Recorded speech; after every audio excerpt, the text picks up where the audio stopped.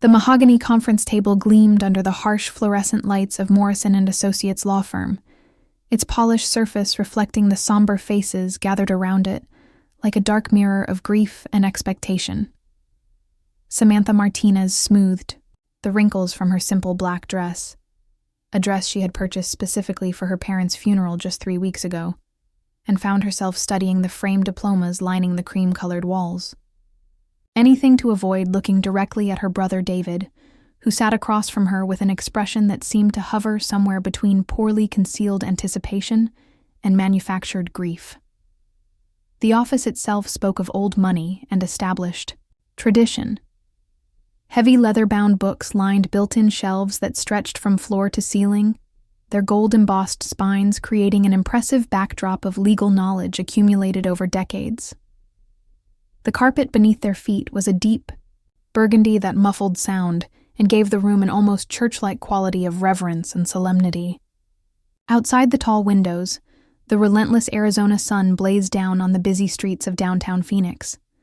But inside, the air conditioning hummed steadily, maintaining an almost uncomfortably cool temperature that made Samantha pull her cardigan tighter around her shoulders. "Thank you all for coming," said Eleanor Morrison, the family attorney who had served the Martinez family faithfully for over 2 decades.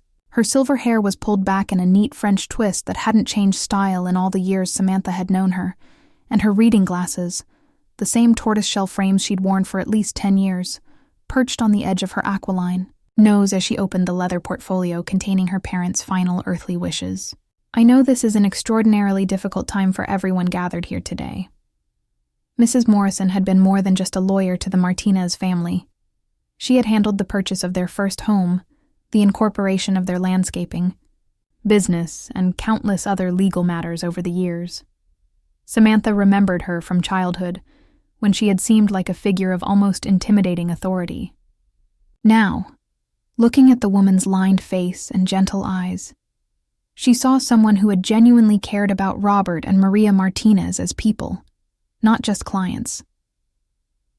The office felt suffocating despite the steady hum of climate control. The weight of recent loss seemed to press down on everyone present, making the air itself feel thick and difficult to breathe. It had been exactly 22 days since Robert and Maria Martinez died in that horrific car accident on Interstate 10. Their lives cut brutally short during what should have been a simple drive to Papado, their favorite restaurant, for their 34th wedding anniversary dinner. The other driver, a 23-year-old kid who had been texting while driving, had walked away from the collision with minor injuries. Her parents had died instantly, the police had assured her, though Samantha wasn't sure if that information was meant to be comforting or simply factual. Samantha's hands trembled, slightly as she folded them carefully in her lap, a nervous habit she'd developed during the week since the accident. At 32, she had always been the responsible daughter, the one who stayed close to home in Phoenix, who helped manage the family's small but increasingly successful landscaping business, and who made sure her aging parents had everything they needed as they navigated the challenges of growing older in an increasingly complex world. While other women her age were focused on climbing corporate ladders or building their own independent lives, Samantha had chosen to weave her life closely with her parents, finding purpose and meaning in supporting the family enterprise that her father had started with nothing more than a pickup truck, some basic tools, and an unshakable work ethic. David, 4 years younger at 28, had taken a completely different path. After graduating from Arizona State University with a degree in graphic design, he had immediately headed west to Los Angeles, drawn by the promise of creative opportunities and the glamorous lifestyle he'd seen portrayed in movies and television shows. For the past 6 years, he had worked as a freelance graphic designer, taking on projects for entertainment companies, tech startups, and various other businesses that valued style over substance. His visits home had become increasingly infrequent over the years, limited primarily to major holidays like Christmas and Thanksgiving, and even then, he often seemed restless and eager to return to his life in California. The contrast between the siblings was stark and had become more pronounced with each passing year. Where Samantha had grown more rooted in Phoenix and more connected to the family business, David had become increasingly cosmopolitan and seemingly successful. His social media posts showed a lifestyle of trendy restaurants, exclusive events, and expensive purchases that suggested his freelance career was thriving. He drove a leased BMW, lived in a sleek apartment in West Hollywood, and always seemed to be working on projects for clients with impressive names and substantial budgets. Before we begin with the formal reading, Mrs. Morrison continued, adjusting her familiar tortoiseshell glasses and speaking in the measured tone that lawyers adopt when dealing with matters of ultimate gravity. I want to express my deepest and most sincere condolences to both of you. Your parents were not only valued clients but genuine friends, and I was honored to know them as the remarkable people they were. Robert's integrity in business dealings and Maria's warmth and wisdom in all aspects of life made them truly special individuals. David shifted uncomfortably in his burgundy leather chair, and Samantha noticed that his expensive charcoal gray suit, clearly purchased from one of those high-end men's stores in Beverly Hills or West Hollywood, looked somehow out of place in the traditional setting of the law office. The suit was perfectly tailored and obviously costly, but it gave him an almost theatrical appearance, as if he were playing the role of a successful businessman rather than simply being one. His dark hair had been styled with what appeared to be professional precision, and his appearance spoke of someone who had not only found financial success in California, but wanted everyone to know it. Samantha, by contrast, had chosen simple, understated clothing for this occasion. Her black dress had come from Macy's, her shoes were comfortable flats from Target, and her only jewelry consisted of her grandmother's modest pearl earrings and the simple silver cross necklace her parents had given her for her confirmation 20 years ago. The difference in their presentations was striking and seemed to symbolize the divergent paths their lives had taken since leaving their childhood home. The will we're about to discuss is straightforward in its structure, Mrs. Morrison began, her voice taking on the formal tone lawyers universally adopt when reading legal documents that will profoundly impact people's lives. Robert and Maria Martinez, being of sound mind and body at the time of its creation, hereby declare this document to be their last will and testament, properly executed and witnessed according to Arizona state law on March 15, 2023. Samantha felt her heart begin to race as the date registered in her consciousness. March 15th was over 13 months ago, well before her mother's diagnosis with early-stage breast cancer the previous summer, well before the family had drawn closer together during those frightening months of treatment, surgery, and recovery. It was also well before the period when Samantha had essentially taken over the day-to-day operations of Martinez Landscaping Solutions, transforming it from a small family business into a thriving enterprise with over 40 regular residential clients and 6 major commercial accounts. The timing seemed strange and somehow ominous. Why would her parents have updated their will so long ago? And why hadn't they mentioned it to her? Samantha had been intimately involved in their business and personal affairs for years, handling everything from tax preparation to insurance claims to equipment purchases. The idea that they had made such an important legal decision without consulting her felt completely out of character. Mrs. Morrison cleared her throat delicately and continued reading from the official document. To our beloved son, David Robert Martinez, we leave our primary residence located at 4847 Saguaro Drive in Phoenix, Arizona, along with all furnishings, personal property, appliances, and fixtures contained therein. We also bequeath to David our business enterprise known as Martinez Landscaping Solutions, including all equipment, vehicles, client contracts, business relationships, accounts receivable, and associated assets. The words struck Samantha like a series of physical blows, each bequest feeling like a betrayal that cut deeper than the last. She felt the blood drain from her face as the attorney's measured voice continued in the background, methodically detailing smaller bequests to various charities her parents had supported over the years, gifts to longtime family friends, and donations to their church. The room seemed to spin slightly, and she gripped the arms of her chair to steady herself as the full implications of what she was hearing began to sink in.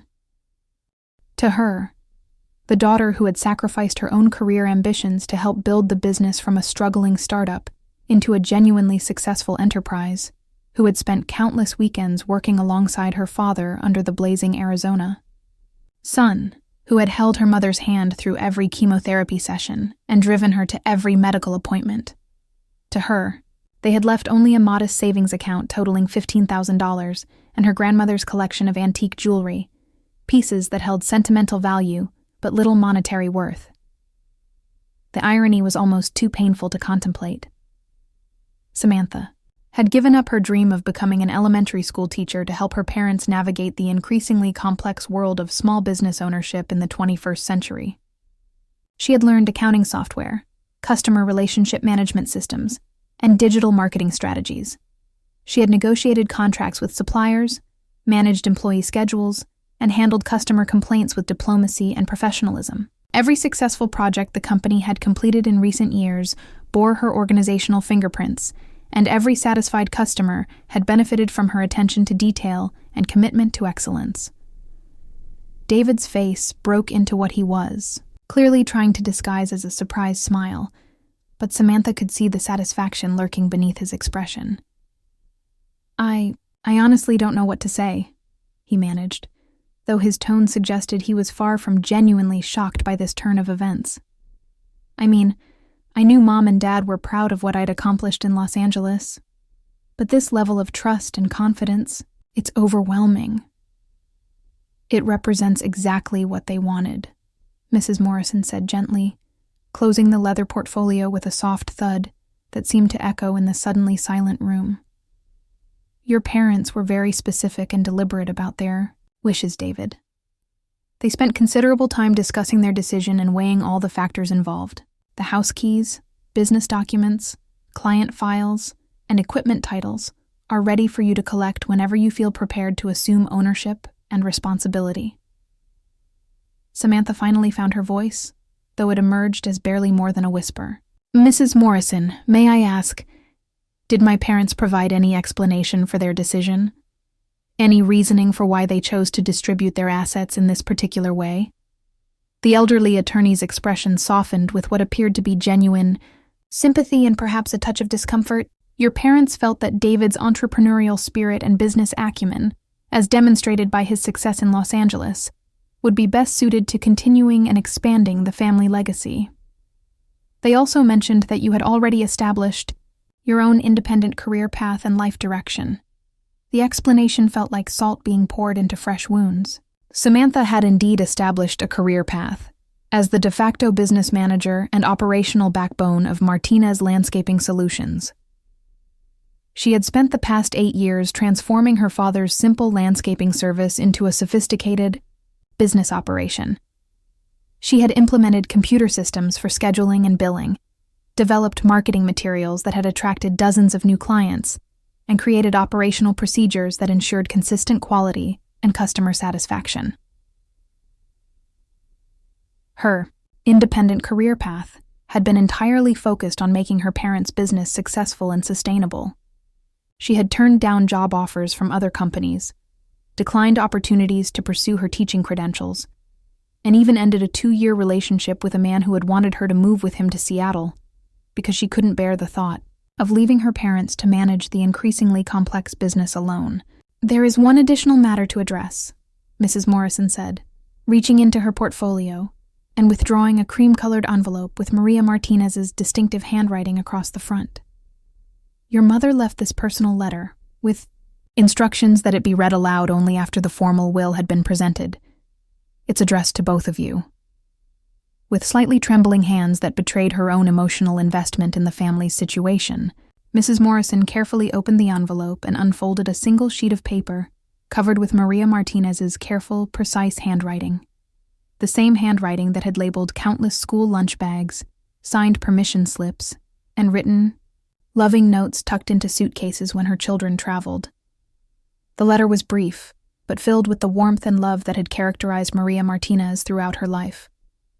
She expressed her deep affection for both children and her hope that they would continue to support each other through the difficult times that lay ahead. She wrote about her pride in David's success in Los Angeles and her gratitude for Samantha's dedication to the family. She spoke of her confidence that the family business would thrive under David's leadership, and her belief that Samantha would find her own path to fulfillment and happiness. But for Samantha, sitting in that cold law office and listening to words that felt disconnected from the mother who had always praised her reliability, work ethic, and business sense. The letter felt hollow and almost cruel. These sentiments seemed to come from a stranger, rather than the woman who had told her countless times how much the family depended on her contributions and how proud she was of everything Samantha had accomplished. As Mrs. Morrison finished reading and carefully refolded the letter, an uncomfortable silence settled over the room. The air conditioning continued its steady hum. The traffic outside continued its urban rhythm. But inside the office, 3 people sat with the weight of irrevocable decisions and their far-reaching consequences. David was the first to break the silence, rising from his chair and approaching his sister with an expression that might have been genuine concern or carefully calculated sympathy. "Sam, I know this must come as a shock to you. I want you to understand that I had no idea Mom and Dad were planning anything like this. But I also want you to know that you'll always have a place in the business if you want it. I could really use your help during the transition period, and your knowledge of the day-to-day operations would be invaluable." Samantha looked at her brother, really studied his face, for what felt like the first time in years. Behind his confident exterior and practiced expressions of concern, she could detect something that troubled her deeply. There was a calculation, in his eyes, a satisfaction that went far beyond simple gratitude for their parents' unexpected generosity. It was the look of someone whose carefully laid plans had worked out exactly as intended, the expression of a person who had gotten precisely what he had hoped for and perhaps even worked toward. "I need some time to process all of this information," she said quietly, reaching for her purse with hands that felt disconnected from her body. "This is a lot to absorb, and I want to make sure I understand all the implications before making any decisions about the future. Congratulations, David. It appears you've inherited everything you could have wanted." The words came out more bitter than she had intended, but she felt no inclination to soften them or apologize. The hurt was too fresh, the sense of betrayal too overwhelming, and the implications for her future too devastating to worry about maintaining polite family dynamics. As she walked out of Morrison and Associates into the blazing Arizona afternoon, Samantha felt as though she was moving through a surreal dream where familiar surroundings had become foreign and threatening. The parking lot shimmered with heat waves rising from the black asphalt, creating optical illusions that made the landscape appear to ripple and dance. The familiar landmarks of downtown Phoenix, buildings she had seen thousands of times, intersections she navigated daily, looked strange and unfamiliar, as if she were seeing them through new eyes that had been fundamentally changed by the revelations of the past hour. Everything she had assumed about her life, her family relationships, her future security, and her place in the world had been completely upended in the span of 30 minutes. The foundation upon which she had built her adult identity had crumbled, leaving her feeling unmoored and directionless in a way she had never experienced before.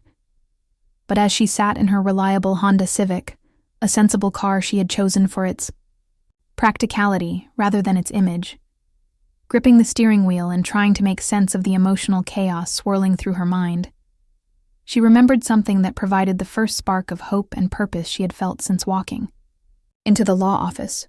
It was a memory that seemed insignificant at the time, but now felt potentially crucial to understanding what had really happened to her family. 3 weeks ago, on the morning of the accident, the last morning her parents had been alive, her mother had called her with an unusual and somewhat mysterious request.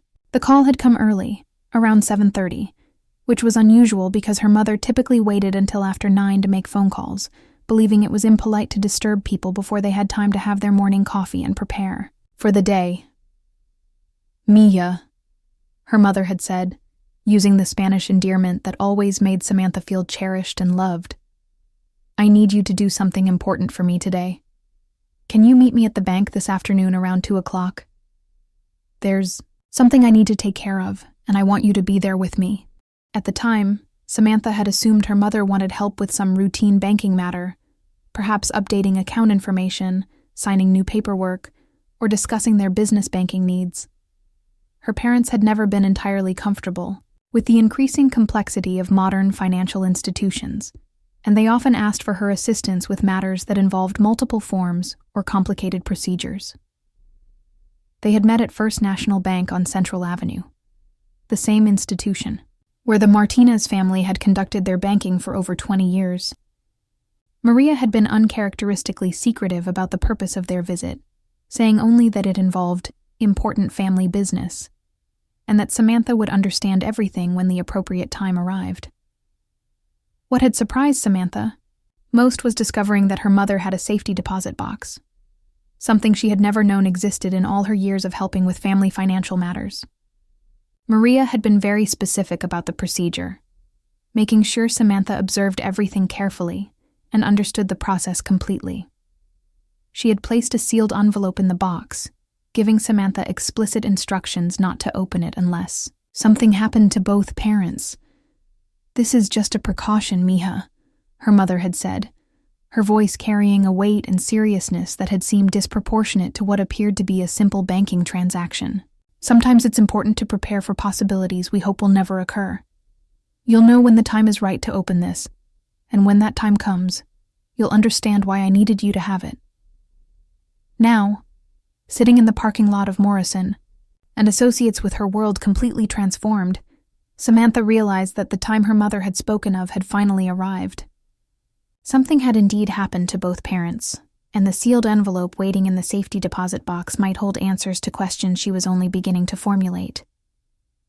Her phone buzzed with an incoming text message, startling her out of her memories. The message was from David. "Hey sis, I know today was overwhelming for both of us. When you're ready, we should sit down and go over the business files together. I'm thinking of putting the house on the market within the next week or two.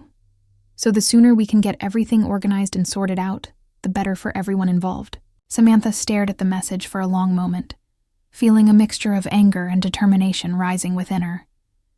David was already making plans to sell their childhood home, already assuming that the business transition would be smooth and uncomplicated, already moving forward as if the matter was completely settled and beyond any possibility of change or challenge.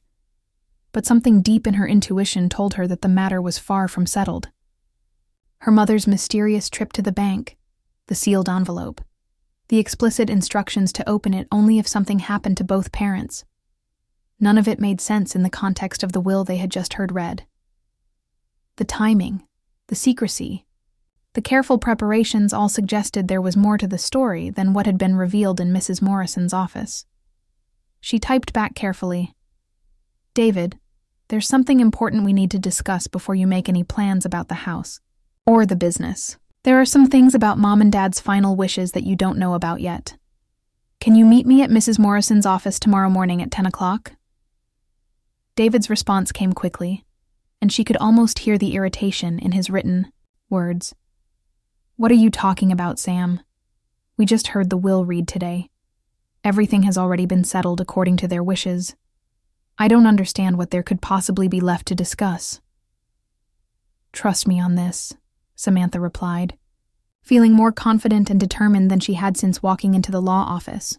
"There are things about Mom and Dad's intentions that haven't been revealed yet. Tomorrow morning will change everything you think you know about their final wishes."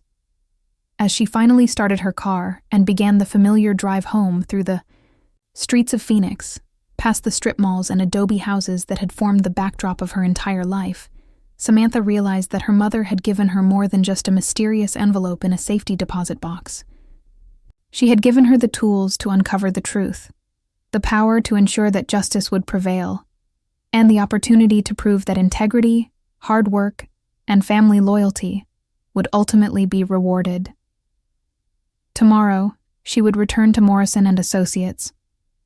But this time, she would be the one carrying surprises, armed with information that would shock everyone in the room and potentially change the entire direction of their family's future. The reading was over, but the real story was just beginning.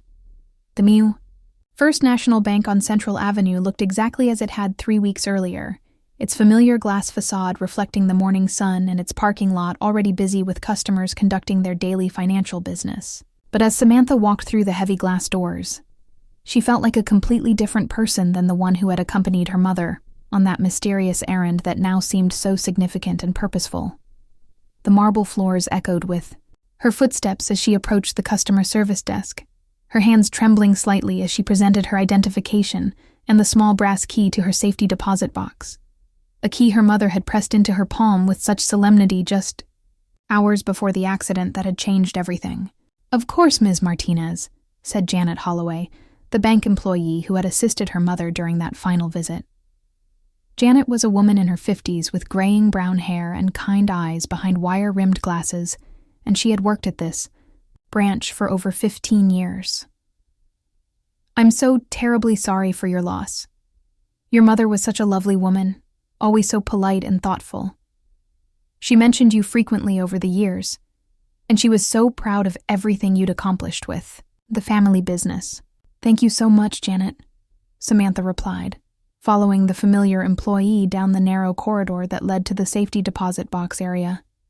The hallway was lined with small metal doors of various sizes, each one representing someone's most precious and important possessions. The fluorescent lights buzzed softly overhead, and the air carried that distinctive scent of metal and old paper that seemed to permeate all bank vaults, a smell that suggested secrets and important documents stored away from the light of day. The safety deposit box area felt like a vault from another era, with its thick concrete walls and subdued lighting creating an atmosphere of security and permanence. Janet inserted her master key alongside Samantha's personal key, and the small metal door swung open with a soft click that seemed to echo in the quiet space. Inside the narrow compartment, Samantha found exactly what her mother had described: a manila envelope sealed with tape and marked with Maria Martinez's careful, precise handwriting. The envelope was larger than she had expected, suggesting it contained more than just a simple letter or single document. Written across the front in her mother's familiar script were the words, "For Samantha Elena Martinez. Open only if something has happened to both your father and me. This contains the truth about our real wishes." Janet tactfully excused herself, leading Samantha to one of the small private rooms adjacent to the vault area, where customers could examine their safety deposit box contents in privacy. The room was barely larger than a closet, containing only a small table, 2 chairs, and a pen chained to the wall, but it offered the solitude Samantha needed for what she sensed would be a life-changing discovery. She stared at the envelope for several long minutes, knowing instinctively that whatever was inside would fundamentally alter her understanding of recent events and possibly change the entire trajectory of her future. The room was silent except for the gentle hum of the ventilation system and the distant sounds of banking business being conducted beyond the thick walls that surrounded her. Finally, with hands that shook despite her efforts to remain calm, she carefully peeled away the tape and opened the envelope. Inside, she found a second, smaller envelope, and a handwritten letter that was several pages long, written in her mother's distinctive script. The letter was dated just 2 days before her parents' fatal accident, suggesting it had been composed with urgent purpose and immediate relevance. "My dearest Samantha," the letter began, "if you are reading these words, then something terrible and unexpected has happened to both your father and me, and you have already been subjected to the reading of what you believe to be our final will and testament. I pray with all my heart that you will find it in yourself to forgive us for the deception we felt compelled to create, but I desperately need you to understand the circumstances that made such drastic measures necessary." Samantha's heart began racing as she continued reading, each word seeming to jump off the page with startling clarity and devastating implications. 3 months ago, in early January, your brother came to us in a state of desperation and panic that we had never seen before. He had gotten himself into serious financial trouble through gambling, not just casual betting, but systematic, compulsive gambling that had spiraled completely out of his control.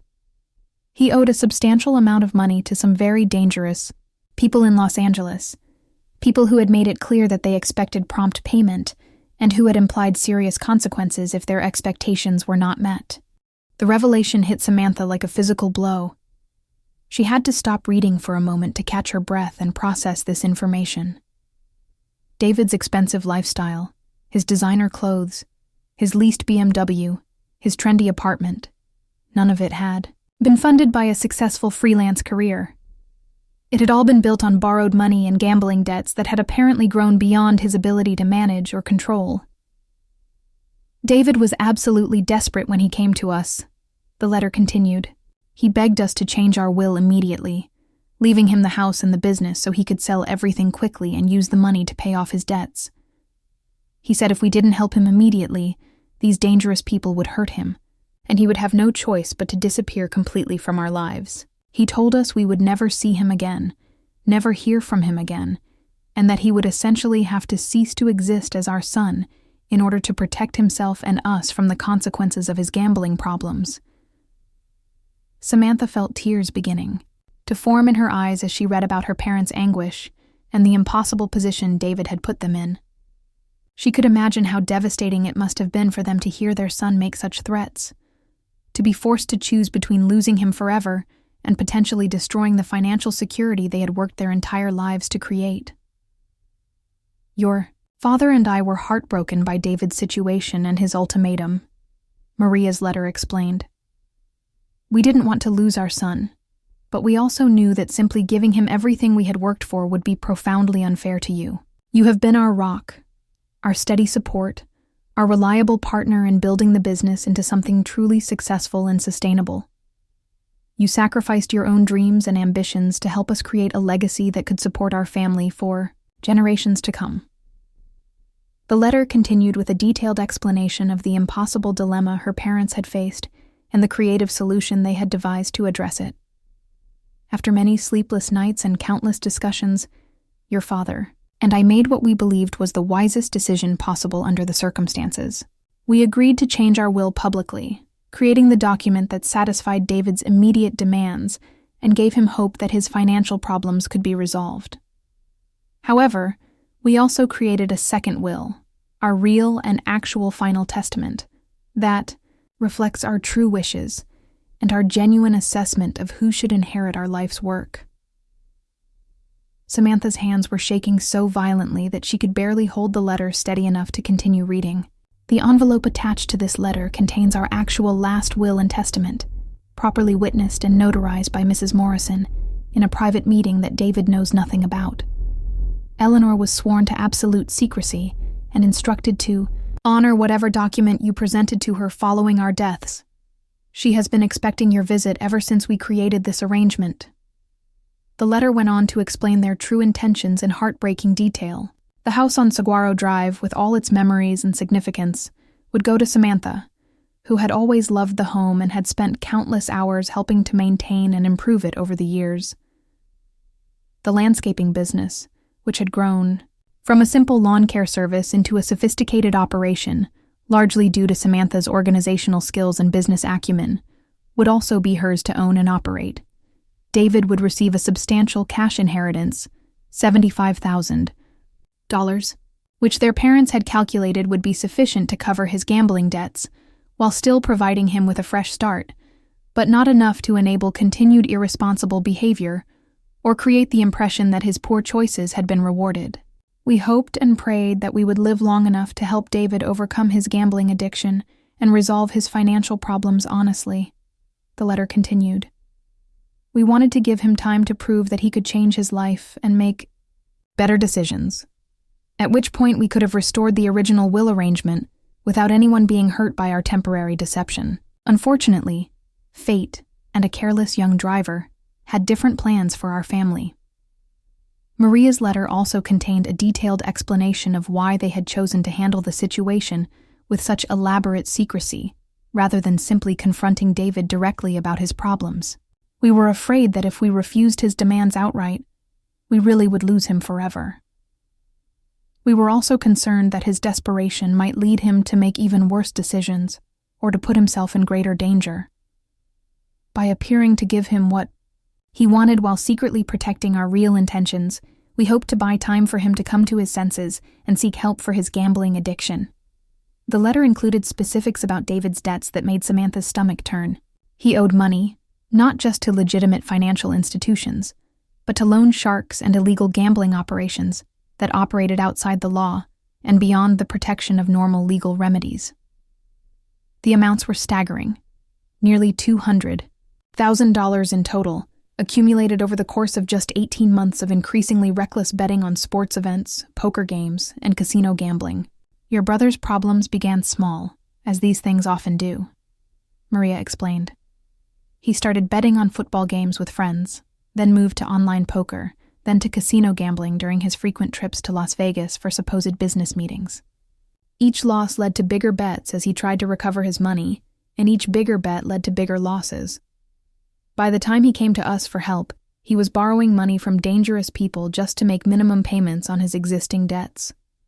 The letter also revealed that their parents had been secretly researching gambling addiction and had been planning to stage an intervention if David's situation didn't improve.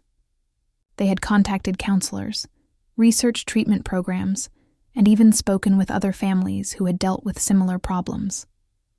We learned that simply giving an addicted gambler access to large amounts of money often makes their problems worse, rather than better, Maria wrote. The experts we consulted told us that David needed consequences for his actions and professional help to overcome his addiction, not a financial bailout that would enable him to continue his destructive behavior. But perhaps the most shocking revelation in the letter concerned the timing of David's visit to Phoenix and his knowledge of their parents' medical and financial situation. What troubles your father and me most about this entire situation is that David seemed to know details about our finances and our health that we had never shared with him. He knew about the cancer diagnosis. He knew about the business's recent growth and profitability, and he even knew about some of our investment accounts that we had never discussed with anyone outside our immediate family. We began to suspect that he had been researching our financial situation for some time, possibly preparing to make his demands for an inheritance advance. The letter concluded with expressions of love, regret, and hope that were so touching and heartfelt that Samantha found herself crying as she read them. We love both of our children more than life itself, but we also believe that real love sometimes requires making difficult decisions that may not be immediately understood or appreciated. We hope that someday David will overcome his addiction and become the man we know he can be.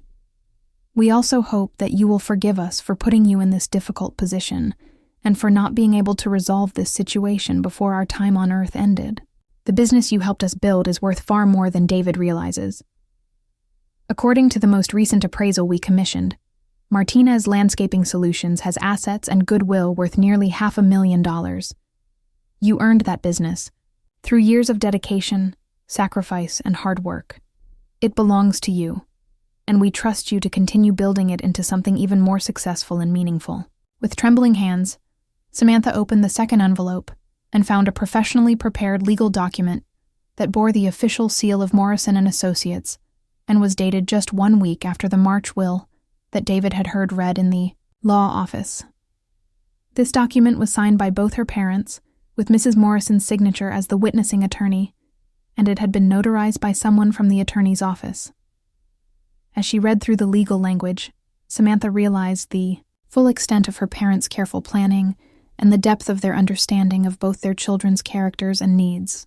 The real will was comprehensive and detailed, addressing not just the major assets but also specific provisions for the business's continued operation, guidelines for handling client relationships, and even suggestions for future expansion opportunities.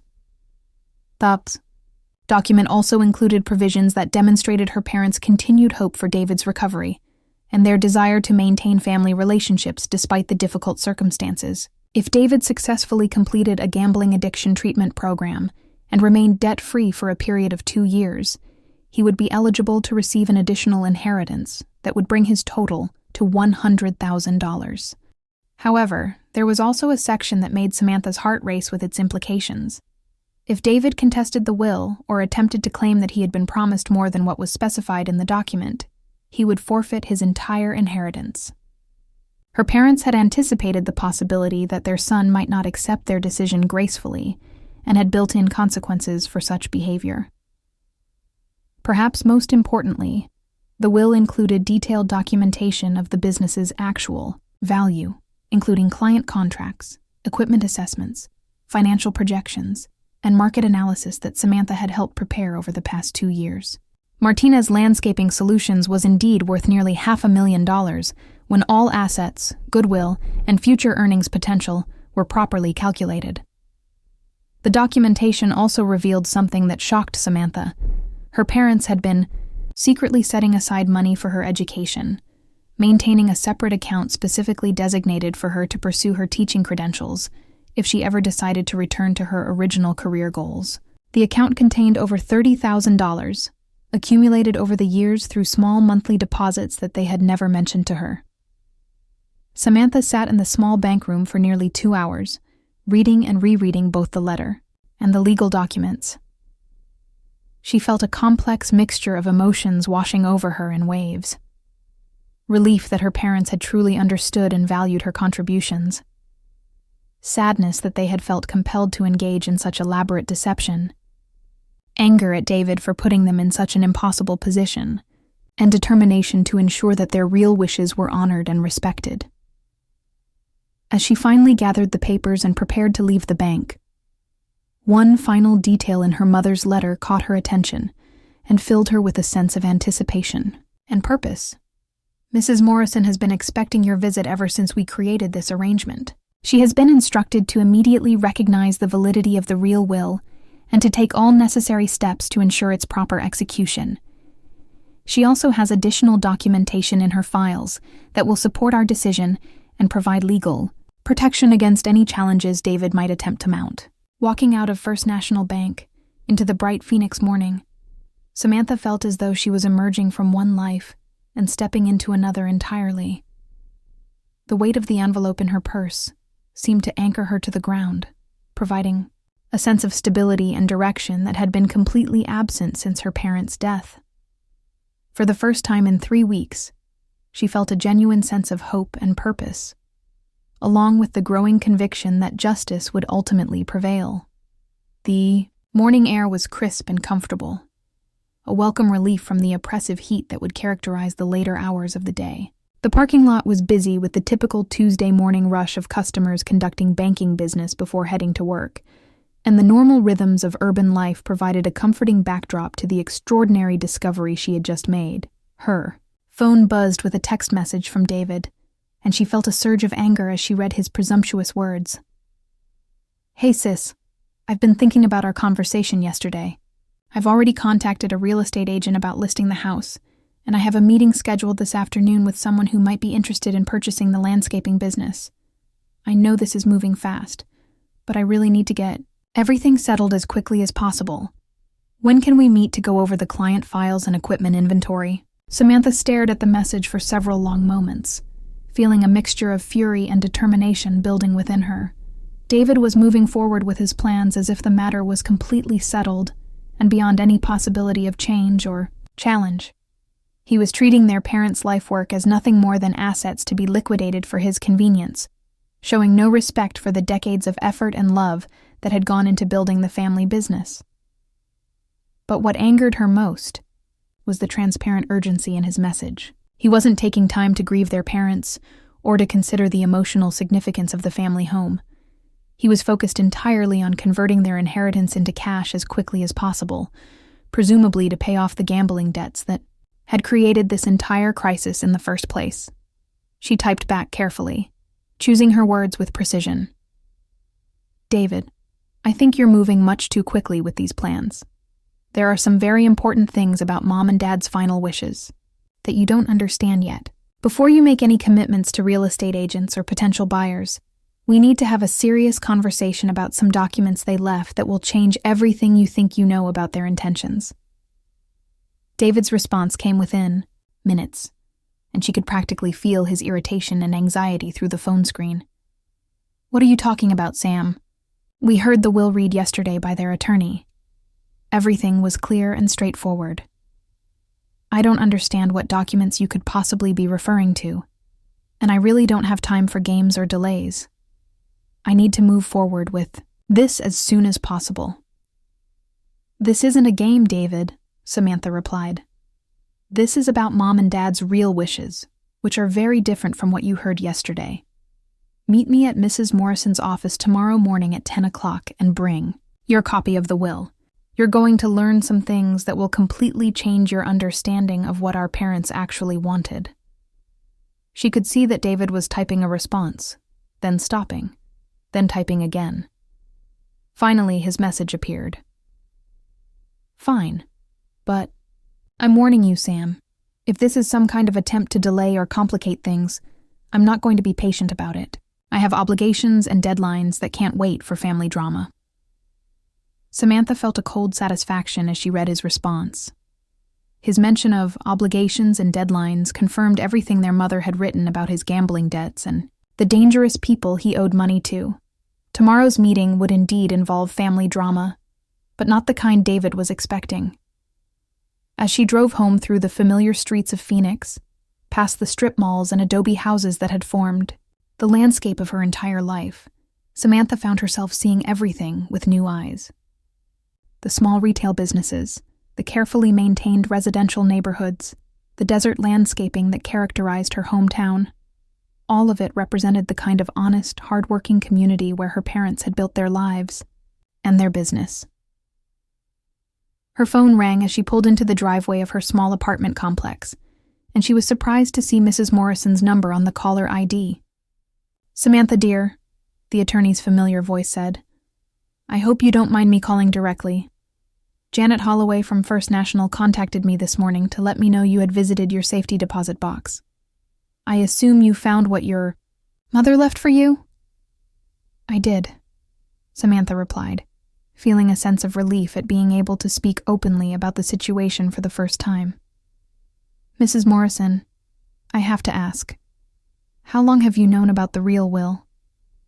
"Since the day after. Your parents created the March document," Eleanor Morrison replied.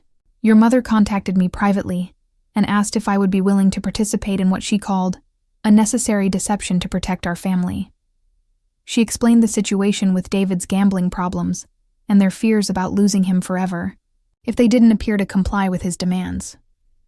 The attorney's voice carried a tone of both sadness and admiration as she continued. "I've been practicing law for over 30 years, Samantha, and I've never encountered a situation quite like this one. Your parents were remarkable people who found themselves in an impossible position.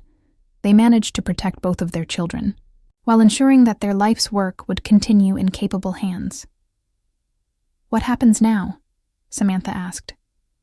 "Now we schedule a meeting to present the real will and ensure that your parents' actual wishes are properly executed," Mrs. Morrison replied. "I understand you've already arranged for David to come to my office tomorrow morning. That's perfect. I have all the documentation we'll need, including some additional materials your parents prepared to support their decision." "Additional materials?" "Your mother was very thorough," Mrs. Morrison explained. "She provided detailed documentation of David's gambling problems, including copies of threatening letters from creditors and evidence of his attempts to borrow money from other family members. She also included a comprehensive analysis of the business's value and growth potential, along with testimony about your contributions to its success. She wanted to ensure that if David challenged the will, we would have everything needed to defend their decision." That evening, Samantha sat in her small apartment, surrounded by the documents her mother had left her, and tried to process the magnitude of what she had discovered. The implications extended far beyond simple inheritance issues. Her entire understanding of her family dynamics, her relationship with her brother, and her parents' final months had been fundamentally altered. She thought about all the times David had called or visited during their mother's cancer treatment, expressing concern and offering support that had seemed genuine at the time.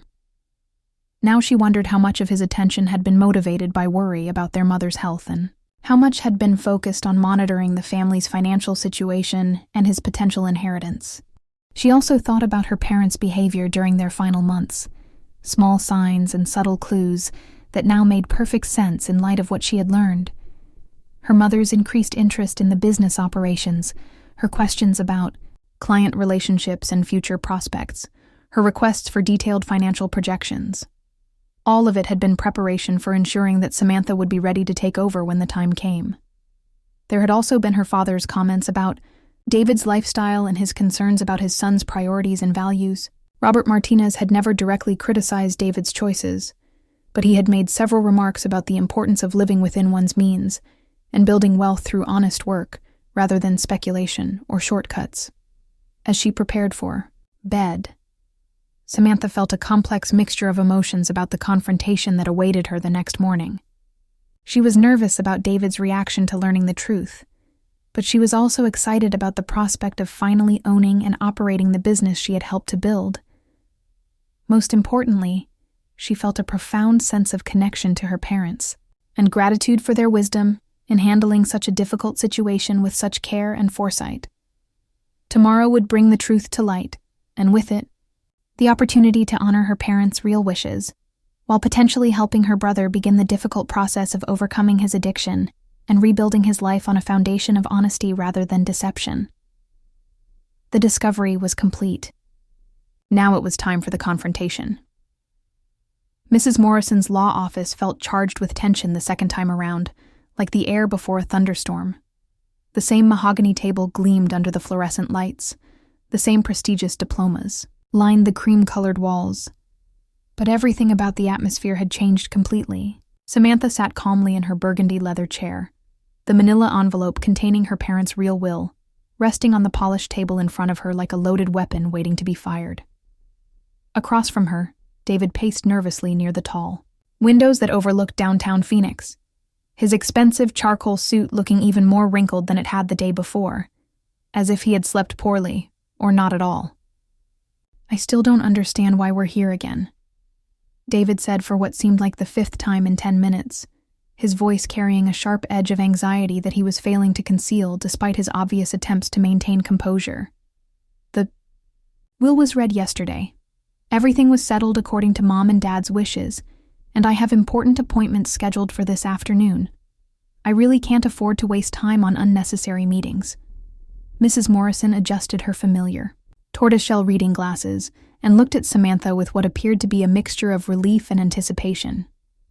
Over the past 24 hours, the elderly attorney had clearly been preparing for this moment, and her usual calm demeanor was tinged with the gravity of what was about to unfold. "David, please take a seat," she said firmly, using the authoritative tone that had made her one of Phoenix's most respected estate attorneys. "Ms. Martinez contacted me yesterday with some new information that significantly changes our understanding of your parents' final wishes. What we're about to discuss will require your full attention and consideration." "New information?" David's voice rose noticeably, and Samantha could see the first signs of genuine panic beginning to creep into his expression. "What kind of new information?" "You said yesterday that the will was final and legally binding. You can't just produce new documents out of nowhere and expect them to override what we've already established." Samantha took a deep breath and placed her hand protectively on the manila envelope. "David, before Mom and Dad died, they left me something very important. Something they specifically instructed me to retrieve and present only if both of them were gone. What I'm about to show you will explain everything about their real intentions and why the will you heard yesterday was not actually their final testament." The color began draining from David's face as the implications of her words began to sink in. "That's impossible," he said, but his voice lacked conviction and carried an undertone of fear that suggested he suspected exactly what was coming. "You can't just make multiple wills. That's not how the legal system works. There are rules and procedures that prevent this kind of confusion and manipulation." Mrs. Morrison cleared her throat and spoke with the measured authority of someone who had handled thousands of estate cases over her 3-decade career. "Actually, David, it's quite common and perfectly legal for people to update and revise their wills as circumstances change in their lives. The most recent legally valid will always supersedes all previous versions, regardless of when they were created or under what circumstances. What makes this particular situation unusual is the specific instructions your parents gave me regarding which document to honor." Samantha carefully opened the manila envelope and removed its contents with deliberate precision.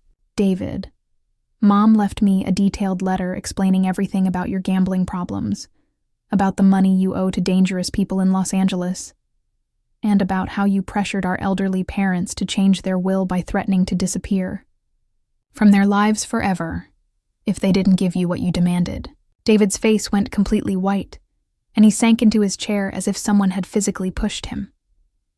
For a moment, he seemed unable to speak, his mouth opening and closing without producing any sound. When he finally found his voice, it came out as barely more than a whisper. "Sam, I can explain everything. You don't understand the kind of pressure I was under, the kind of people who were threatening me. I never meant for it to go as far as it did, and I certainly never intended to hurt Mom and Dad. I was desperate, and desperate people sometimes make terrible decisions. Can you explain it?" Samantha's voice remained steady and controlled, but there was steel underneath that David had rarely heard from his usually accommodating sister. "Can you explain why you let our elderly parents believe they might never see their son again unless they gave you everything they had worked their entire lives to build? Can you explain why you were willing to take away everything I had sacrificed and worked for just to cover the debts you created through your own irresponsible choices?" Mrs. Morrison intervened diplomatically, recognizing that the emotional intensity in the room was threatening to overwhelm the legal proceedings that needed to take place. "Perhaps we should focus on the documents themselves and what they reveal about your parents' actual intentions. David, what your sister has discovered is a second will, created after the March document you heard yesterday, which represents your parents' true final wishes." She began reading from the document Samantha had retrieved from the safety deposit box, her voice taking on the formal tone required for legal proceedings, but tinged with obvious sympathy for the family drama that was unfolding before her, as the words filled the room, detailing the real distribution of assets. David's expression cycled through disbelief, anger, panic, and finally a kind of resigned desperation. The house on Saguaro Drive, with its decades of family memories and its substantial equity, would go to Samantha, who had always loved the home and had spent countless hours helping to maintain and improve it. The landscaping business, which had grown from a simple lawn care service into a sophisticated operation worth nearly $500,000, would also become Samantha's property to own and operate as she saw fit. David would receive $75,000, a substantial sum that their parents had calculated would be sufficient to cover his gambling debts and provide him with a fresh start, but not enough to enable continued irresponsible behavior or to reward his poor choices with excessive wealth. "They can't do this to me," David said quietly when Mrs. Morrison finished reading, his voice carrying a tone of desperation that made him sound much younger than his 28 years.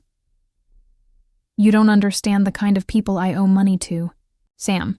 These aren't legitimate financial institutions with reasonable payment plans and legal collection procedures. These are dangerous criminals who have made it very clear what will happen if I don't pay them back quickly and in full."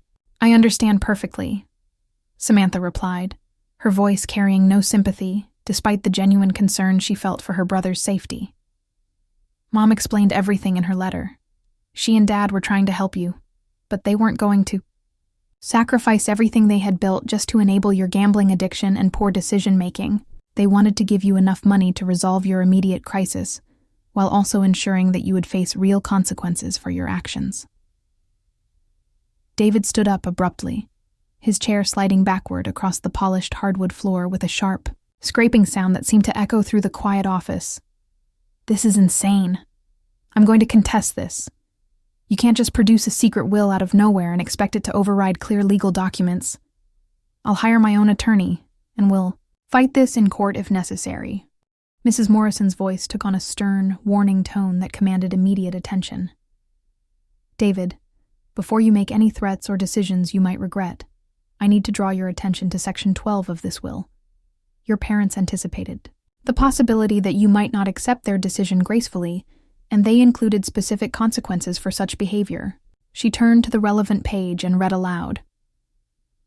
"If any beneficiary contests this will, challenges its validity, or attempts to claim inheritance beyond what is specifically designated herein, that individual shall forfeit their entire inheritance and receive nothing from the estate of Robert and Maria Martinez." The room fell into a silence so complete that the only sounds were the gentle hum of the air conditioning system and the distant murmur of Phoenix traffic filtering through the thick windows. David stood frozen near the windows, his hands clenched into fists at his sides, staring at the legal documents spread across the mahogany table as if they were a death sentence. $75,000, he said finally, his voice hollow and defeated. That's not even enough to cover what I owe. The people I borrowed from don't accept partial payments or negotiate extended payment plans. They expect full repayment, and they expect it quickly. Then maybe you should have thought about that before you started gambling with money you didn't have, Samantha said, her calm tone belying the anger and hurt that had been building inside her for the past 24 hours. Mom and Dad worked their entire lives to build something lasting and meaningful. They weren't going to throw it all away because their son made a series of increasingly destructive choices and then tried to emotionally manipulate them into fixing the consequences. David turned to face his sister directly, and for the first time in years, she saw him clearly. Not as the successful graphic designer from Los Angeles with his expensive clothes and confident demeanor, but as the scared, desperate man who had manipulated their elderly parents during what turned out to be the final months of their lives. The polished exterior was gone, replaced by raw panic and genuine fear. "Sam, please," he said, his voice breaking slightly. "I know I made terrible mistakes, and I know I hurt Mom and Dad in ways that can never be undone. But I'm your brother. We're family. Family is supposed to help each other, especially in desperate situations like this." "You're absolutely right that family is supposed to help each other," Samantha agreed, her voice beginning to rise for the first time since the meeting began. "That's exactly why I spent the last 8 years helping Mom and Dad build their business, instead of pursuing my own dreams and career goals. That's why I drove Mom to every single chemotherapy appointment when she was fighting cancer. That's why I worked weekends and holidays and gave up my social life to make sure their company succeeded and grew." Her voice grew stronger and more pointed as she continued. "Where were you when they needed help implementing new computer systems for the business? Where were you when Dad had his heart surgery 2 years ago and couldn't work for 6 weeks? Where were you when Mom was scared she might die from cancer and needed emotional support from her children?" David's face flushed with shame and anger. "I was building my career in Los Angeles. I was establishing myself in a competitive industry and working to create financial security for my future. I couldn't just drop everything every time there was a family crisis." "You weren't building a career," Samantha countered, her voice sharp with accusation. "You were building gambling debts. And when those debts became too much to handle, you came home and emotionally blackmailed our elderly parents into changing their will. You threatened to disappear from their lives forever unless they gave you everything they had worked to create." Mrs. Morrison cleared her throat diplomatically, recognizing that the siblings needed to address the practical realities of the situation rather than continuing to relitigate past grievances. "The legal facts are quite clear," she said. "This will has been properly executed, witnessed, and notarized according to Arizona state law. It represents your parents' final wishes as expressed in their most recent legal testament. David, you have essentially 2 choices. Accept the inheritance, as specified in this document, or contest it and receive nothing whatsoever." David slumped back into his chair, running his hands through his perfectly styled hair and destroying the careful image he had maintained throughout the meeting. "The people I owe money to, they're not going to wait for legal proceedings or family negotiations. They've already made it clear that they expect payment within the next 2 weeks, or there will be serious consequences. That's not Mom and Dad's problem anymore," Samantha said, her voice softening slightly as she saw genuine fear in her brother's eyes. "And it's not my problem either. You created this situation through your own choices and actions, and you're going to have to find a way to resolve it that doesn't involve destroying our family's legacy or putting other people at risk." For several long minutes, no one in the room spoke. The weight of 28 years of sibling history seemed to hang in the air between them. Birthday parties and Christmas mornings, shared secrets and childhood adventures, arguments and reconciliations, all leading to this moment of reckoning in a lawyer's office, where their parents' final wishes would determine not just their financial futures, but the very nature of their relationship going forward. Finally, David looked up at his sister with red-rimmed eyes that suggested he was fighting back tears. What happens to the business now? Do you even have any idea how to run a landscaping company without Dad's expertise in client relationships? Samantha almost smiled at the question, recognizing that even in his moment of defeat, David still didn't fully understand her role in the family business. David, I've been essentially running Martinez Landscaping Solutions for the past 5 years. Dad handled the physical labor and the face-to-face client relations, but I managed everything else: payroll and taxes, scheduling and logistics, equipment maintenance and replacement, contract negotiations, marketing and advertising, financial planning and analysis. The only thing I haven't had is the official title of owner. And the house? What are your plans for the family home? I'm going to live in it, Samantha said simply. I'm going to take care of it and maintain it and maybe even start the family that Mom and Dad always hoped I would have someday. You're welcome to visit anytime you want. You're still my brother, despite everything that's happened. But it's going to be my home now. David stood up slowly, his movements those of a man who had aged years in the space of a single hour. The expensive suit that had made him look successful and confident now made him appear like he was wearing a costume that no longer fit his circumstances or his reality. I need time to think about all of this, he said quietly. I need to figure out what I'm going to do about my debts, about my life in Los Angeles, about everything I thought I knew about my future. Mrs. Morrison began gathering the various documents, spread across the mahogany table. You have until this Friday to make your final decision about whether to accept the inheritance as specified or to contest the will and forfeit everything. After that deadline, we'll proceed with probate according to the terms specified in your parents' actual final testament.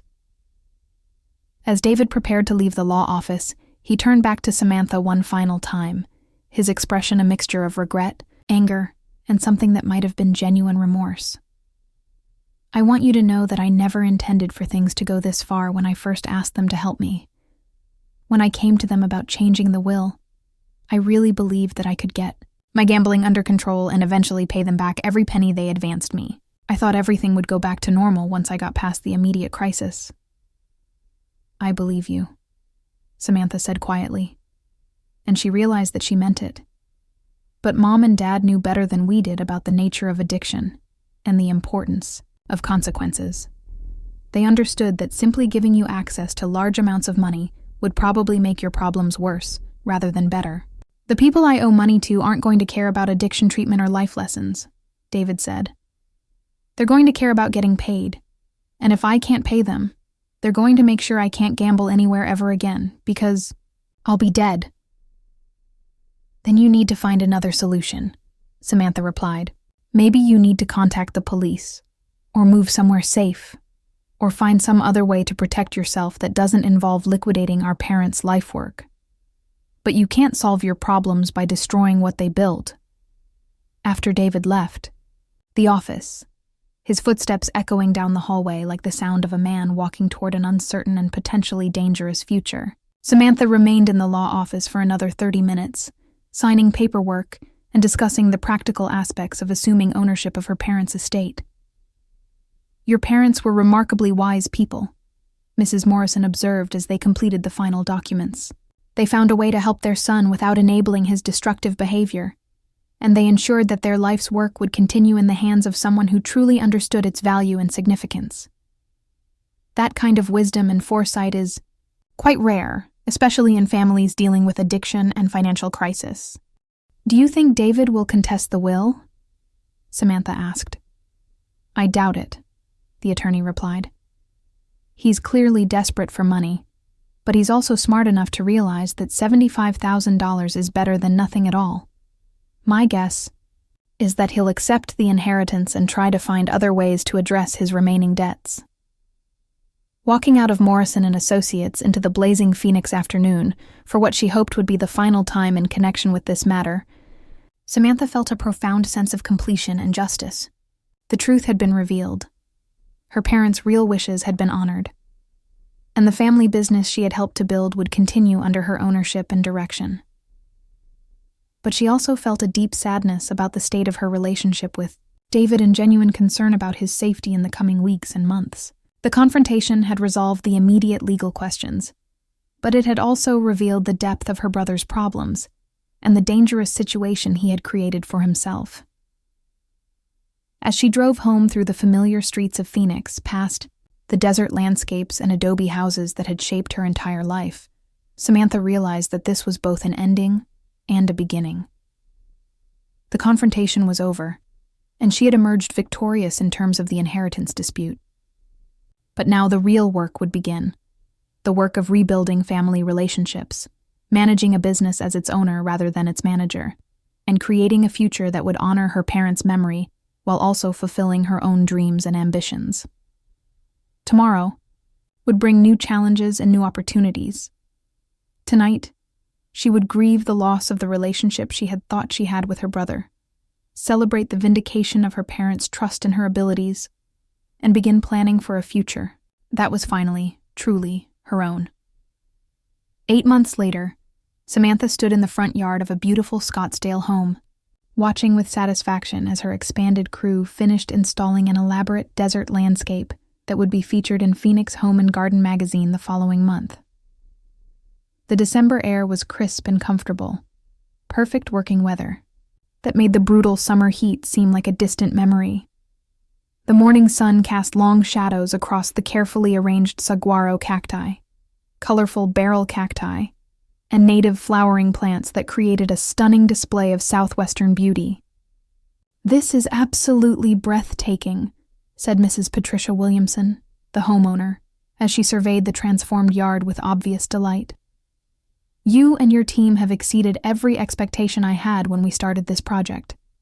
I can't wait for my neighbors to see what you've accomplished here." Samantha smiled, feeling the familiar rush of satisfaction that came from completing a challenging project successfully. "Thank you so much, Mrs. Williamson. We'll be back in 2 weeks to check on how all the plants are establishing and to make any necessary adjustments. Please don't hesitate to call if you have any questions before then." Martinez Landscaping Solutions had not merely survived the transition of ownership, it had flourished beyond Samantha's most optimistic projections.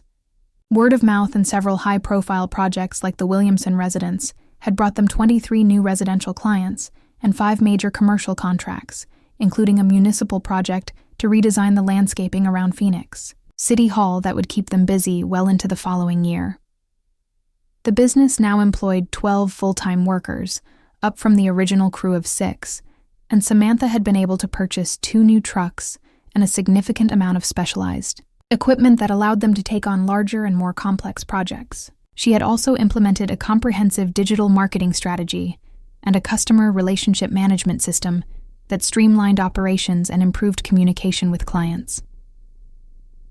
As Mrs. Williamson headed back into her house, and the crew began loading equipment into the Martinez Landscaping Solutions trucks, vehicles that now bore a professionally designed logo and contact information, Samantha felt a moment of quiet pride in how much she had accomplished since taking over the business 8 months earlier.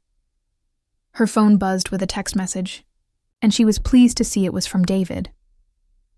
The relationship between the siblings had evolved significantly over the past months, marked by difficult conversations, gradual healing, and a slow but steady rebuilding of the trust that had been damaged by the inheritance crisis and the revelations about his gambling addiction. "Good news to share," the message read. "Can we meet for coffee this afternoon? I have something important to tell you." "Good news is always welcome," she texted back. "Desert Beans at 3? Perfect. See you there." Desert Beans Cafe had become their regular meeting spot over the past few months. Neutral territory where they could talk openly without the weight of childhood memories or family expectations influencing their conversations. It was a small, locally owned coffee shop with comfortable seating and excellent coffee, and the staff had become accustomed to seeing the Martinez siblings engaged in what appeared to be serious but increasingly friendly discussions. Samantha arrived first, as was her habit, and ordered their usual beverages: iced coffee for herself and a cappuccino for David. She chose their customary table near the large windows that provided a view of the street, and plenty of natural light for reading documents or simply enjoying each other's company. David walked in precisely at 3:00, and Samantha was struck by how much healthier and more relaxed he appeared compared to their emotionally charged meetings immediately following the will reading. The expensive designer clothes were gone, replaced by simple jeans, a casual button-down shirt, and comfortable walking shoes. His face had lost the pinched, desperate look that had characterized their interactions during the inheritance crisis, and his overall demeanor suggested someone who had found a measure of peace and stability that had been absent for years. "You look really good," Samantha said as he settled into the chair across from her. "Actually, you look better than I've seen you in years." "I feel good," David replied, taking a sip of his cappuccino and smiling with genuine contentment. "Really genuinely good for the first time in longer than I care to admit. And that brings me to the news I wanted to share with you. Over the past 8 months, David had used his $75,000 inheritance with remarkable wisdom and discipline. Instead of attempting to pay off all his gambling debts immediately, a strategy that would have left him financially vulnerable and potentially tempted to return to gambling to generate additional income, he had worked with a financial counselor and a debt management specialist to negotiate realistic payment plans with his creditors. He had also taken the difficult but necessary step of enrolling in an intensive gambling addiction treatment program, attending daily Gamblers Anonymous meetings and working with a therapist who specialized in addiction recovery. Most importantly, he had made the decision to leave Los Angeles entirely, recognizing that the city held too many temptations and triggers for someone in recovery from gambling addiction. "I got the promotion I interviewed for last month," he announced with obvious pride. "The marketing firm here in Phoenix is making me their new creative director, with a significant salary increase and the opportunity to build my own team. I'll finally be earning enough to accelerate my debt payments and start building real financial security." Samantha felt a genuine surge of happiness and pride for her brother. "David, that's wonderful news. I'm so proud of how hard you've worked to turn your life around." "There's more," he continued, pulling a folded document from his jacket pocket. "I've been working with my counselor on the concept of making amends to people I've hurt through my addiction and my poor choices. I know I can never fully compensate for the pain I caused Mom and Dad during their final months, but I want to do something meaningful to acknowledge the damage I did and to make sure there's never any question about your rightful ownership of what they built." He handed her the document, which she opened with curiosity. It was a professionally prepared legal statement, signed and notarized, in which David formally and permanently renounced any future claim he might have to Martinez Landscaping Solutions or the family home on Saguaro Drive. "You don't have to do this," Samantha said softly, though she was deeply moved by the gesture. "The will already settled all these questions definitively." "Yes, I do have to do this," David replied firmly. "This isn't just about legal technicalities or inheritance rights. This is about acknowledging the truth about what happened and taking responsibility for my actions. Mom and Dad were absolutely right about everything. You earned that business through years of dedication, sacrifice, and hard work. I tried to take it away from you because of my own problems and poor choices, and that was inexcusable." They sat in comfortable silence for several minutes, watching the afternoon bustle of the coffee shop around them and enjoying the sense of peace that had gradually developed between them as David's recovery progressed and their relationship healed. "I have some news of my own," Samantha said eventually. "I'm seeing someone." David's face lit up with genuine interest and pleasure. "Really? Tell me about him." "His name is Miguel Herrera. He's a third-grade teacher at Roosevelt Elementary School here in Phoenix. We met 3 months ago when I was doing the landscaping renovation for their new playground and outdoor learning area." Samantha couldn't help but smile as she talked about him. "He's kind, intelligent, funny, and absolutely passionate about education and working with children. We've been together for almost 3 months now, and I'm happier than I've been in years." "Are you in love with him?" David asked with the directness that had always characterized their relationship when they were being honest with each other. "I think I am," Samantha admitted, feeling a warm flutter in her chest as she thought. "About Miguel. He makes me laugh. He challenges me intellectually, and he supports my ambitions while also encouraging me to think about what I really want from life beyond just business success." David nodded approvingly. "Mom always said you'd make a wonderful teacher someday. She was disappointed when you gave up that dream to help with the family business, but she understood why you made that choice." "Maybe I didn't give up that dream," Samantha mused thoughtfully. "Maybe I just postponed it. Miguel has been encouraging me to consider going back to school part-time to get my teaching certification. The business is stable and profitable now, and I have excellent managers who could handle the day-to-day operations while I pursue my education." "That sounds like a perfect plan," David said enthusiastically. "You could have the best of both worlds, financial security from the business and personal fulfillment from teaching."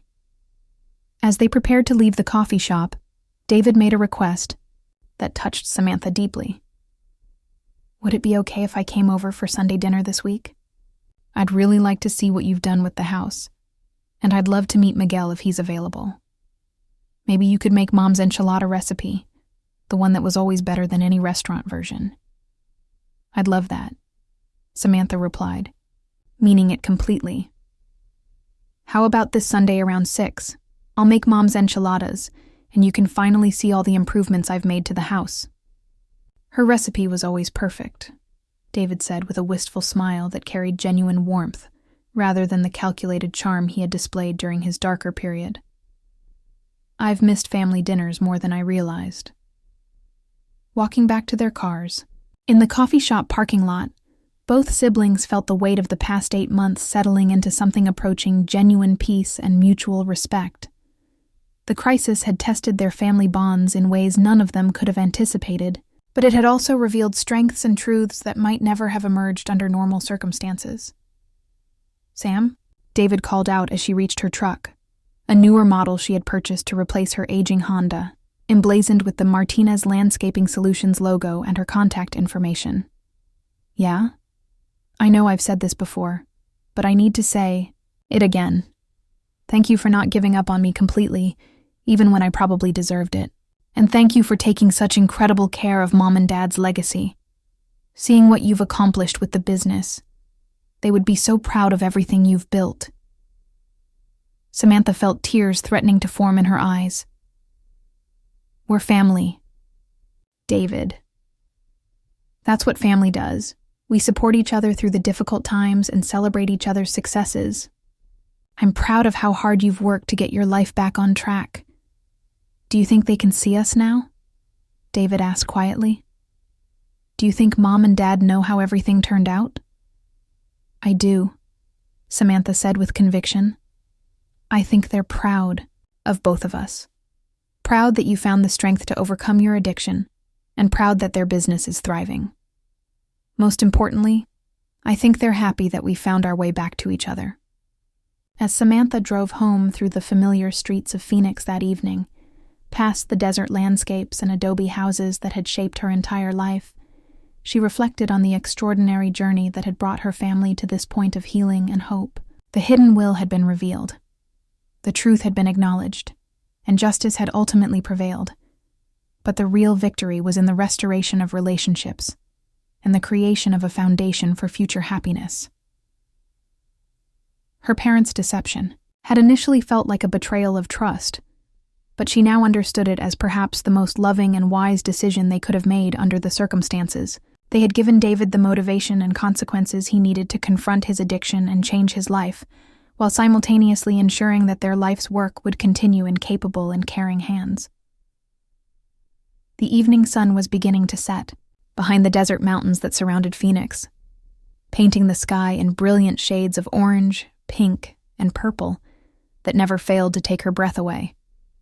This was her home, her community, her place in the world, and for the first time since her parents' death, she felt truly optimistic about the future. That night, as she sat on the back patio of the family home on Saguaro Drive, her home now, she called Miguel to tell him about David's visit, and to invite him to Sunday dinner. "I'd love to meet your brother," Miguel said warmly. "From everything you've told me about his recovery, he sounds like he's become someone you can be proud to call family again." "He has," Samantha agreed. "It's been a long and difficult journey, but I think we've finally reached a place where we can build a healthy relationship based on honesty and mutual respect, rather than old patterns and family obligations." "And how are you feeling about everything?" Miguel asked. "I know the past few months have been intense with the business growth and the family healing process." "I feel grateful," Samantha said simply. "Grateful for my parents' wisdom, grateful for David's recovery, grateful for the success of the business, and especially grateful for you." "I love you too," Miguel said softly.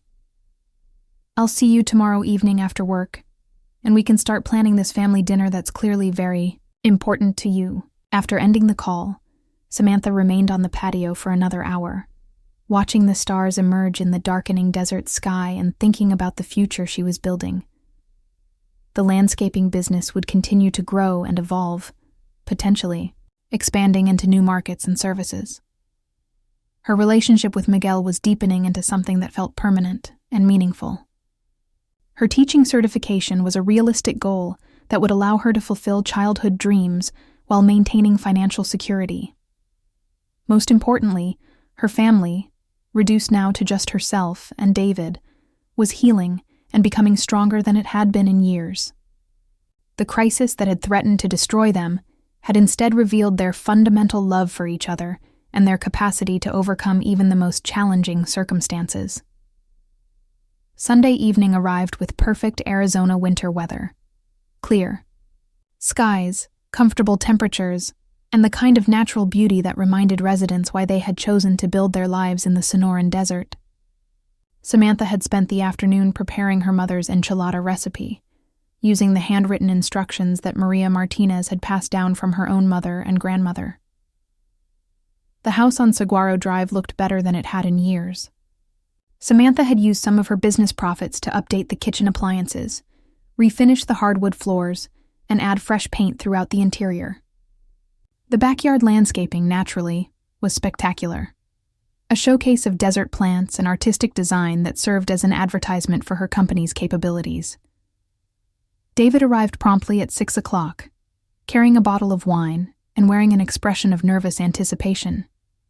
This would be his first time in the family home since before their parents' death, and Samantha could see that he was experiencing a complex mixture of emotions as he walked through rooms filled with childhood memories and reminders of happier times. "The house looks incredible," he said, genuinely impressed by the improvements she had made. "You've managed to update everything while still maintaining the character and warmth that made it feel like home." Miguel arrived 20 minutes later, and Samantha felt a flutter of nervous excitement as she introduced the two most important men in her current life. Miguel was wearing a casual button-down shirt and khakis, and his warm smile and confident handshake immediately put David at ease. "It's great to finally meet you," Miguel said. "Samantha talks about you all the time, and I've been looking forward to this dinner since she mentioned it." "I hope she's been saying mostly good things," David replied with self-deprecating humor. "I know I haven't always been the brother she deserved, but I'm working hard to change that." Dinner was a revelation for all three of them. The enchiladas were perfect, exactly as Maria Martinez had made them, with the right balance of spices and the distinctive flavor that had made them a family favorite for decades. But more importantly, the conversation flowed easily and naturally, covering topics ranging from David's new job and recovery process to Miguel's teaching experiences and Samantha's plans for business expansion. "I have to admit," David said as they were finishing dessert, "I was worried about tonight. I wasn't sure how it would feel to be back in this house, surrounded by so many memories of Mom and Dad. But this feels right. It feels like family again." "It is family," Samantha said firmly. "We've been through the worst possible circumstances, and we've come out stronger on the other side. Mom and Dad would be proud of who we've become and how we've learned to support each other. Miguel, who, had been listening to their conversation with the careful attention of someone trying to understand family dynamics he hadn't experienced firsthand. Made an observation that surprised both siblings with its insight. "It sounds like your parents were remarkable people who understood their children better than you realized at the time," he said thoughtfully. "They found a way to give each of you exactly what you needed to become the people you were meant to be, even though the process was painful and complicated." "What do you mean?" David asked. "They gave you consequences that forced you to confront your addiction and take responsibility for your choices," Miguel explained. "And they gave Samantha recognition for her contributions and the security to build her own future. Most importantly, they structured everything in a way that ultimately brought you back together as a family, stronger than you were before the crisis." David and Samantha looked at each other across the dinner table, both recognizing the truth in Miguel's words. Their parents' final gift had been more than money or property. It had been the opportunity to grow into the adults they were capable of becoming and to build a relationship based on honesty, respect, and genuine affection rather than childhood patterns and family obligations. "You know what?" David said, raising his wine glass. "I think we should toast Mom and Dad. They may not be here to see how everything turned out, but their wisdom made all of this possible." "To Robert and Maria Martinez," Samantha said, lifting her own glass, "who loved us enough to make the difficult decisions that helped us become better people. To parents who understood that sometimes the greatest act of love is refusing to enable destructive behavior," Miguel added, joining the toast, despite having never met the people they were honoring. As the evening wound down and David prepared to leave, he made one final gesture that completed the healing process that had been ongoing for 8 months. "I want to give you something," he said, pulling an envelope from his jacket. "I found this among my things when I was packing to move back to Phoenix. It's a letter Mom wrote to me about 6 months before she died, right around the time I was getting into serious financial trouble. I think you should read it." Samantha opened the envelope and found a handwritten letter in her mother's familiar script. The letter was addressed to David, but its contents were clearly meant to be shared with the entire family eventually. "My dear son," the letter began, "I want you to know that your father and I love you unconditionally, but we are worried about the choices you've been making and the path your life has taken. We hope that you will find the strength to address your problems honestly and seek the help you need to build a healthy, sustainable future." The letter continued with gentle but firm observations about David's gambling behavior, expressions of concern about his financial situation, and offers of support for recovery efforts. Most importantly, it included a clear statement that their love for him was not dependent on his financial success or his ability to solve his problems independently. "We believe in your capacity to overcome these challenges and become the man we know you can be," Maria had written, "but we also want you to understand that enabling destructive behavior is not the same as showing love. Real love sometimes requires difficult decisions and painful consequences." Reading her mother's words, Samantha realized that her parents had been planning their response to David's problems for months before he actually came to them with his desperate demands. The hidden will, the safety deposit box, the elaborate arrangements with Mrs. Morrison, all of it had been carefully orchestrated to provide both children with the motivation and support they needed to build better lives. "She knew," Samantha said quietly. "Mom knew exactly what was happening with your gambling, and she and Dad spent months figuring out how to help both of us while protecting the family's future. I think they would be happy with how everything turned out," David said. "I'm finally building a life I can be proud of. You're achieving success beyond anything they probably imagined. And we're a family again." After David left and Miguel helped with the dinner cleanup, the two of them sat on the back patio under the star-filled desert sky, talking about the evening and the future they were building together. "Your family's story is remarkable," Miguel said. "I've never heard of parents who managed to navigate such a difficult situation with such wisdom and foresight." "They were remarkable people," Samantha agreed. "I just wish they had lived to see how their plan ultimately worked out." "Maybe they can see it," Miguel suggested. Maybe love and wisdom create their own kind of immortality. As they sat together in comfortable silence, Samantha felt a profound sense of completion and gratitude. The hidden will had been revealed. The family crisis had been resolved, and the future looked brighter than she had dared to hope during those dark days following her parents' death. The inheritance had been about more than money and property.